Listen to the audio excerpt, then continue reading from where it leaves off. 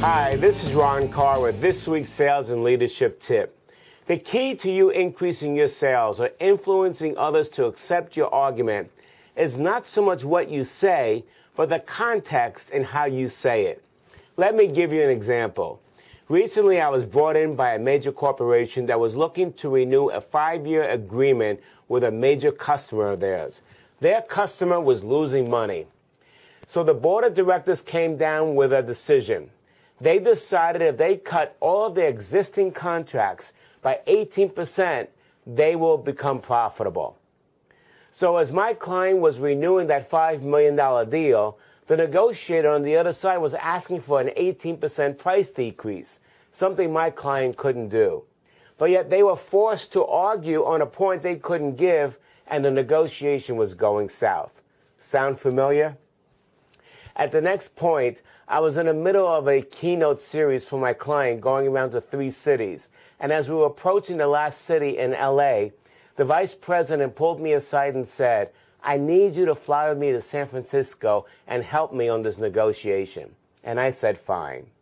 As we were flying up to San Francisco, I asked him what the issue was. And he said that they were being asked to give an 18% price decrease. And I said, no, that is not the real issue. You are negotiating on the wrong issue. The issue is the board of directors wants that company to become profitable. Their solution was to cut all contracts by 18%. But you have a unique advantage. You have a computer system that none of your competitors have. And through that computer system, you can track when a company should lease or rent.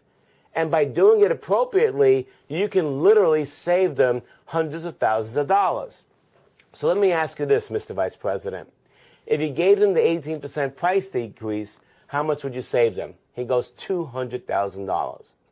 I said, now, if you didn't give them a price decrease, but they used your differentiating computer system to track when they should lease or rent, how much can you save them in a year? He goes, $800,000. I said, so this is what you do tomorrow morning when you go into that negotiation.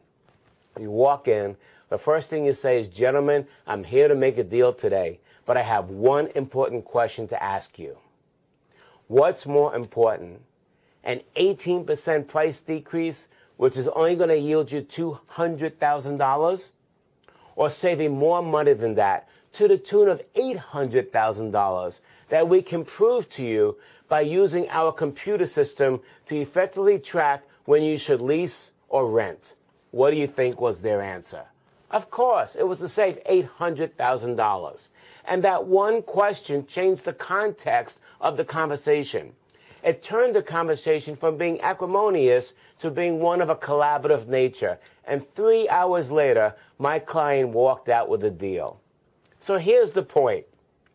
If you want to increase your sales and increase your influence as a leader, don't present your arguments too fast.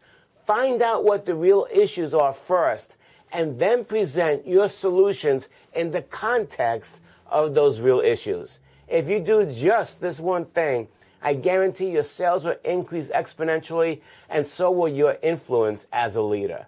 This is Ron Carr, author of the CEO best-selling book, Lead, Sell, or Get Out of the Way.